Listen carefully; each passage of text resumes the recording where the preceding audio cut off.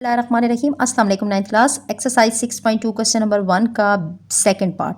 इससे previous lecture में हमने क्वेश्चन नंबर 1 को बहुत डिटेल से डिस्कस किया है, उसकी तमाम डेफिनेशंस को, ट्रिग्नोमेट्रिक रेशियोज़ को। अगर आपने वो प्रीवियस लेक्चर नहीं लिया तो सबसे पहले आपने इसके प्रीवियस लेक्चर को देखना है, जिसमें क्वेश्चन नंबर 1 के फर्स्ट पार्ट को मैंने डिटेल में समझाया है। आज हम क्वेश्चन नंबर 1 के सेकंड पार्ट बी पार्ट को हम करेंगे, और उसमें भी हमारे पास हमें एक राइट एंगल ट्राइंगल दी गई है। कहा गया है कि आपने राइट एंगल ट्राइंगल को डील करना है। For each of the following right angle triangles find the trigonometric ratios. हमने ट्रिग्नोमेट्रिक रेशियोज को फाइंड आउट करना है। तो right angle triangle 9th class ऐसी ट्राइंगल होती है जिसमें एक एंगल 90 डिग्री का होता है, और इस ट्राइंगल में भी हमें यहाँ पे ये जो स्क्वायर सा एक बॉक्स बना हुआ है, इसका मतलब है कि हमारा बी पे 90 का एंगल बन रहा है, जिसकी वजह से ये ट्राइंगल राइट एंगल ट्राइंगल बन गई है। अब उसके साथ साथ ट्राइंगल की 3 साइड्स होती हैं, 3 एंगल्स होती हैं। 3 साइड्स भी हमें गिवन है। 3 साइड्स के साथ साथ हमें 2 एंगल गिवन है। एक एंगल हमें थीटा गिवन है, एक एंगल हमें फाई गिवन है। तो मैंने अभी फाई को लेड पेंसिल के साथ रखा है, क्योंकि हमने जो स्टार्ट में जितने भी फाइंड आउट करने हैं एंगल्स, देखें फर्स्ट से लेकर 5th तक जितने भी हमने ट्रिग्नोमेट्रिक रेशियोज फाइंड आउट करनी है, sine theta, cos theta, tan theta, secant theta और कॉस सीकेंड थीटा, ये सब हमने थीटा के कोरेस्पॉन्डिंग करनी है। और उसके बाद जो नेक्स्ट 6 से लेके 10 तक हैं वो हमने फाई की कोरेस्पॉन्डिंग करनी है। तो सबसे पहले तो मैंने जो ट्राइंगल बनाई है मैं उसको थीटा के कोरेस्पॉन्डिंग सॉल्व करूँगी। तो फाई को मैंने अभी हाईलाइट नहीं किया। अब देखिए सबसे पहली बात, मेन पॉइंट, कि जब भी हमारे पास राइट एंगल ट्राइंगल आएगी तो उसमें हमने फिर ट्रिग्नोमेट्रिक रेशियोज़ को सॉल्व करने के लिए हमने हाइपोटेनियस, बेस और परपेंडिकुलर किसको कहना है। तो पहली बात कि 90 का एंगल जहाँ पे भी बन रहा होगा, जैसे बी पे 90 का एंगल बन रहा है, तो 90 के बिल्कुल जो अपोजिट साइड होगी, 90 के एंगल के बिल्कुल जो सामने वाली साइड होगी, वो आपकी हाइपोटेनियस होगी। इसको आप शॉर्ट फॉर्म में HYP कहेंगे। उसके बाद हमने जिस थीटा के कोरेस्पॉन्डिंग, जिस एंगल के कोरेस्पॉन्डिंग हमने क्वेश्चन को सॉल्व करना है, जैसे कि हम थीटा को कर रहे हैं, तो फिर उसी थीटा को ही हम देखेंगे। तो थीटा का जो एंगल है वो ए पे बन रहा है, तो ए के बिल्कुल जो अपोजिट, ए की जो बिल्कुल सामने वाली साइड होगी, वो हमारे पास परपेंडिकुलर कहलाएगी। तो यहाँ पे परपेंडिकुलर के लिए हम PERP यूज़ करेंगे, और उसके अलावा जो एक और साइड हमारी बच जाएगी वो हमारी बेस बन जाएगी। अब हमने यहाँ पे तीनों फाइंड आउट कर लिए हैं कि हमारा परपेंडिकुलर क्या है, हाइपोटेनियस क्या है और बेस क्या है। अब हम ट्रिग्नोमेट्रिक रेशियोज़ को फाइंड आउट करते हैं। Trigonometric ratio sine theta. अब साइन थीटा के लिए भी 9th क्लास, इससे प्रीवियस लेक्चर में मैंने आपको बहुत डिटेल में ये समझाया है कि जो ट्रिग्नोमेट्रिक रेशियोज़ होंगी वो आपने याद रखनी है। आपको पता होना चाहिए कि साइन थीटा किसके इक्वल होता है, perpendicular over hypotenuse, cos theta base over hypotenuse, tan theta perpendicular over base. और 3 मेन ट्रिग्नोमेट्रिक रेशियोज होती हैं, और बाकी 3 जो होती हैं उसके इन्वर्सेस होते हैं। जैसे कि साइन का इन्वर्स कॉस सीकेंड थीटा होता है, इसका इन्वर्स हो गया कॉस थीटा का सीकेंड थीटा। अगर cos theta base over hypotenuse है तो सीकेंड हाइपोटेनियस ओवर बेस हो जाएगा।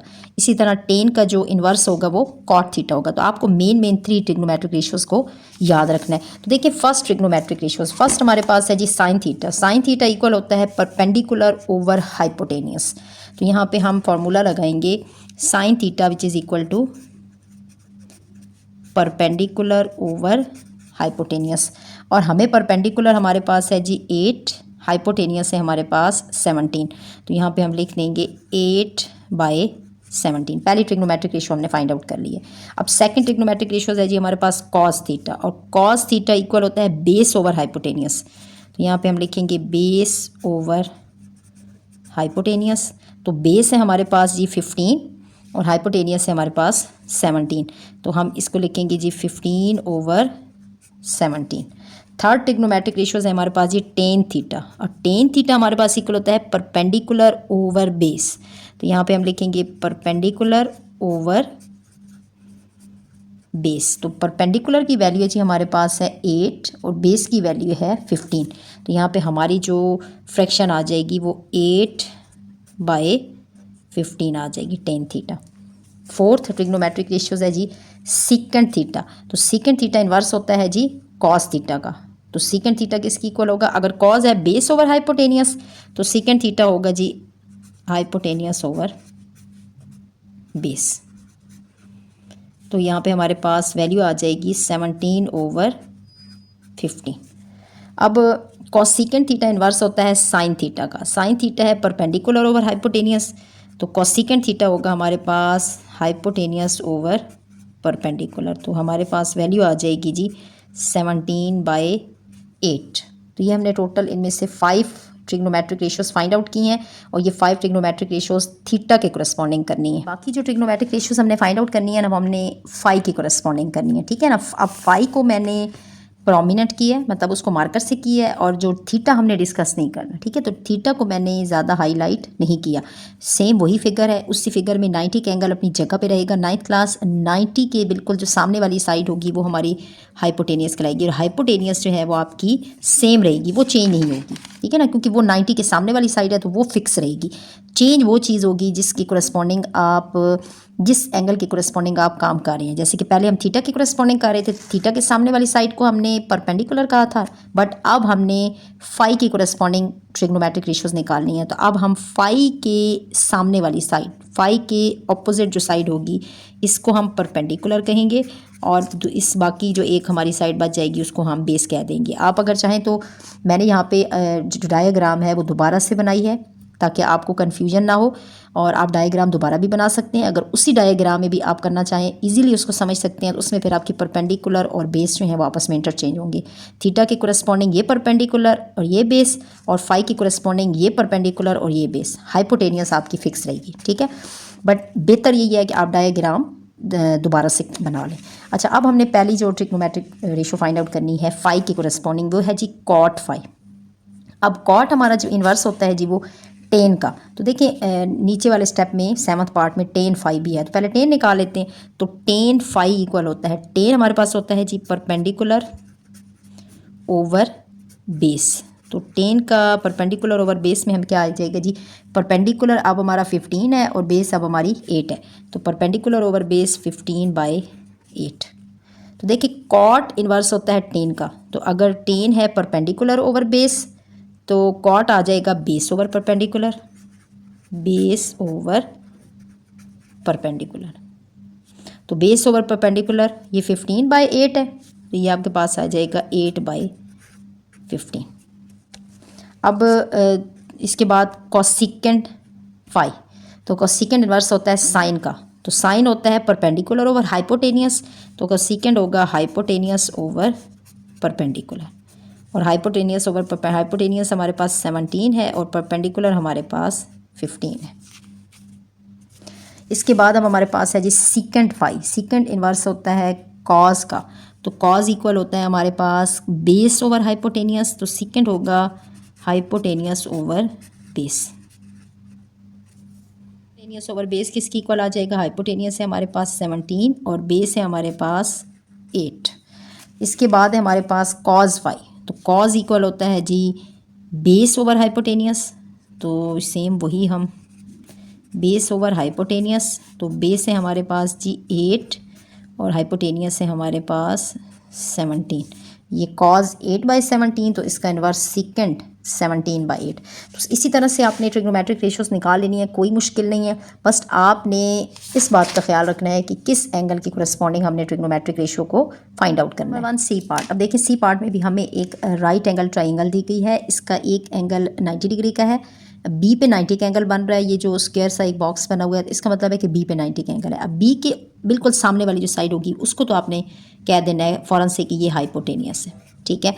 अब इसी क्वेश्चन में 9th क्लास में आपको थीटा और फाई दोनों को एक ही ट्राइंगल के अंदर सॉल्व करना सिखाऊंगी, ठीक है ना। कि अगर आप ट्राइंगल अलग बना लें तब तो वेल एंड गुड, अगर आप अलग से नहीं बनाते तो उसी एक ट्राइंगल में ही जाके आप पहले थीटा के कोरस्पॉन्डिंग सारे पार्ट्स को सॉल्व कर लें और फिर फाई के कोरस्पॉन्डिंग बाकी तमाम पार्ट्स को सॉल्व कर लें। तो देखिए इसके लिए आपने फिर क्या काम करना है, आपने लेनी है जी लेड पेंसिल, और लेड पेंसिल से फिर आपने एंगल्स को बनाना है, और लेड पेंसिल से ही आपने, क्योंकि हाइपोटेनियस फिक्स होती है ना, तो इसको आप बेशक हाईलाइट कर दें मार्कर से, बाकी आपने काम लेड पेंसिल से करना है। ए पे हमारा बन रहा है जी थीटा का एंगल, यहाँ पे मैं थीटा बनाऊंगी, ठीक है, और थीटा के कोरस्पॉन्डिंग काम करूंगी, और इधर सी पे हमारा एंगल बन रहा है जी फाई का।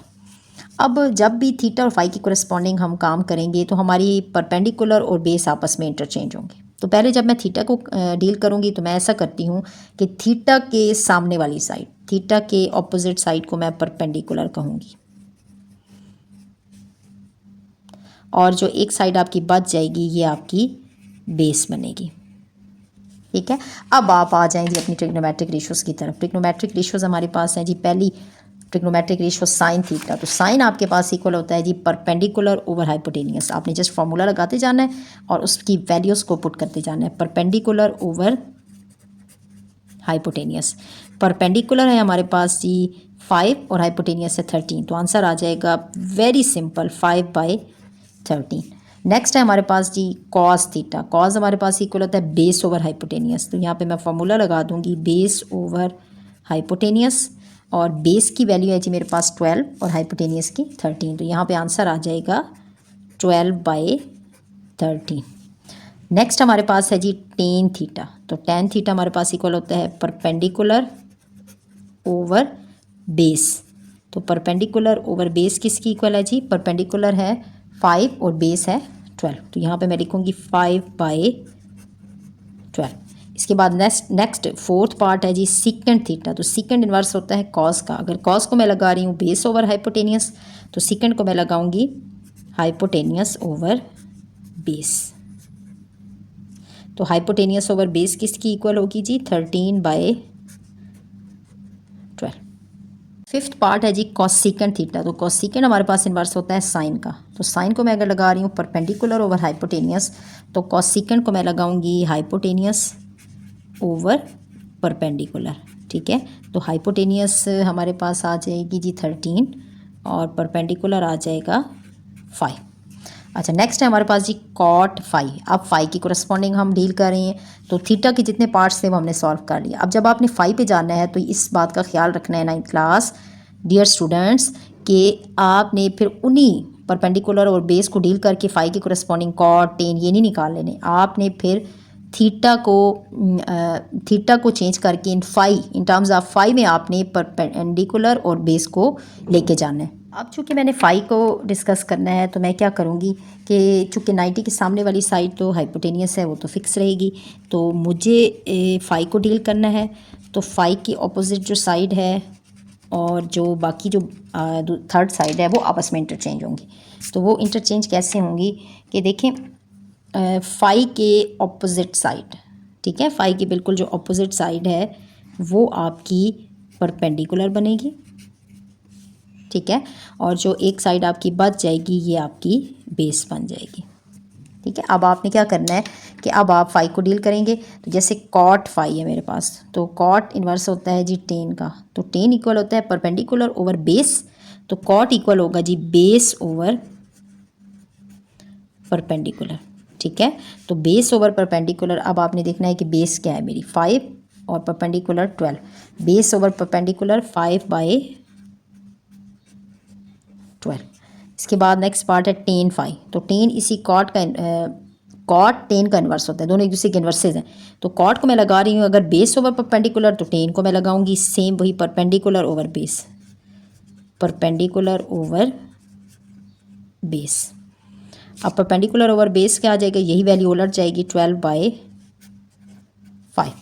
इसके बाद जो नेक्स्ट पार्ट है वो कॉसेकेंड फाई है। कॉसेकेंड इन्वर्स होता है साइन का, तो साइन इक्वल होता है परपेंडिकुलर ओवर हाइपोटेनियस, तो कॉसेकेंड इक्वल होगा जी हाइपोटेनियस ओवर परपेंडिकुलर। ठीक है, हाइपोटेनियस ओवर परपेंडिकुलर, हाइपोटेनियस है हमारा जी 13 और परपेंडिकुलर है जी 12, तो ये आ जाएगा 13/12। इसके बाद जो नेक्स्ट पार्ट है हमारा जी सेकेंड पाई, सेकेंड इन्वर्स होता है कॉस का, तो कॉस हमारे पास इक्वल होता है बेस ओवर हाइपोटेनियस, तो सेकेंड होगा जी हाइपोटेनियस ओवर बेस। हाइपोटेनियस है हमारे पास जी 13 और बेस है हमारे पास 5। इसके बाद जो नेक्स्ट पार्ट है जी कॉस, कॉस इन्वर्स होता है सेकेंड का, तो कॉस को मैं लिखूँगी बेस ओवर हाइपोटेनियस, और ये वैल्यू आ जाएगी 5/13। तो 9th क्लास ये बहुत सिंपल क्वेश्चंस हैं, इनमें कोई मुश्किल नहीं है। अगर आपको इन क्वेश्चंस में किसी भी किस्म की कोई डिफ़िकल्टी आती है तो आपने कमेंट सेक्शन में ज़रूर बताना है। बाकी मेरी आपको ये रिकमेंडेशन है कि आपने जब भी इस क्वेश्चन को थारोली सारा आपने सॉल्व करना है कि कुछ ट्रिग्नोमेट्रिक रेशियोज़ आपकी थीटा में आ जाएं, कुछ फाई में आ जाएं एक ही क्वेश्चन में, आपने कोशिश यही करनी है कि पहले आपने जो ट्रायंगल बनानी है वो थीटा के कोरेस्पॉन्डिंग बना लेनी है। उनको सॉल्व करने के बाद फिर उसी के नीचे अगेन आपने एक और ट्रायंगल बना के उसमें फाई के कोरेस्पॉन्डिंग आपने तमाम साइड्स को बता के उसको भी सॉल्व कर लें। नंबर 1 के जो ए और बी पार्ट हैं उसमें मैंने आपको अलग अलग ट्रायंगल्स बना के सिखाया है कि आपने किस तरीके से अलग अलग ट्रायंगल को थीटा और फाई के कोरेस्पॉन्डिंग सॉल्व करना है। बट इसके सी पार्ट में मैंने आपको एक ही ट्रायंगल के अंदर आपने थीटा और फाई को इकट्ठा डिस्कस किया है, ठीक है। इसमें फिर आपको लेड पेंसिल का यूज़ करना पड़ेगा और फिर जो चीज़ें इसमें फ़िक्स हैं उनको आपने पॉइंटर से, बाकी को आप फिर दोबारा से रेस करके सॉल्व करेंगे। तो दुआओं में याद रखिएगा। खुश रहें, आबाद रहें। अल्लाह हाफिज़।